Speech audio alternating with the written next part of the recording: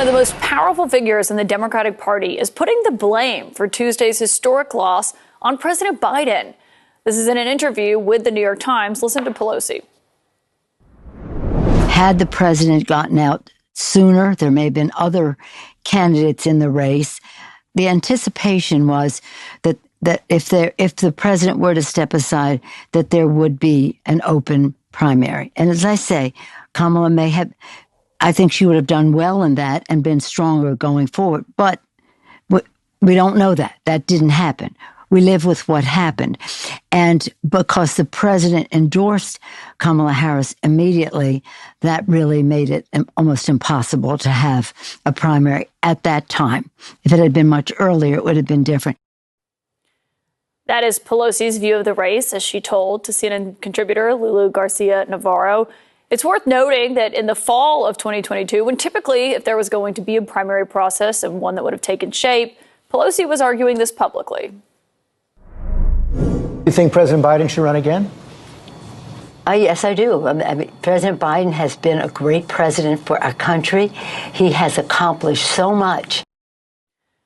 My political sources are here at the table tonight. Former Harris Communications Director Jamal Simmons, former communications aide for Lindsey Graham and Mike Pompeo, also the VP of Push Digital Group, TW Arrighi, and Puck senior political correspondent Tara Palmieri. It's great to have you all here. Jamal, how do you think President Biden hears a comment like, if it had been much earlier, it would have been different? Yeah, I'm sure he thinks probably something close to what I think, which is that she's wrong. I don't often think that Nancy Pelosi is wrong, but I do think she's wrong here.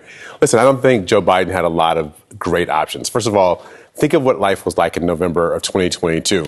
He had just won a midterm for the most part. He's the only person who's ever beaten Donald Trump in an election. He was probably feeling much more healthy than he felt probably this year.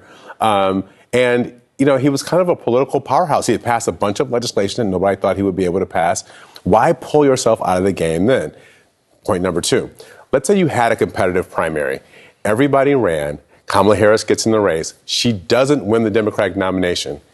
Hubert Humphrey, Walter Mondale, Al Gore, Joe Biden, every single white guy who was Democratic vice president got to be nominated president. And the first time the Democratic Party wouldn't do it would be for the Black and South Asian woman. Imagine that ad Donald Trump would have ran in African-American communities. And that would have really gotten to African-American women who would have been much more supportive of Harris. And you might have seen an even greater drop-off in black support. Yeah, there were no great options. It's just a striking comment. I don't know that they have not spoken, but the last we had checked a few weeks ago, Pelosi and Biden still had not spoken since she very clearly was behind the push to get him out of the race. Ding dong.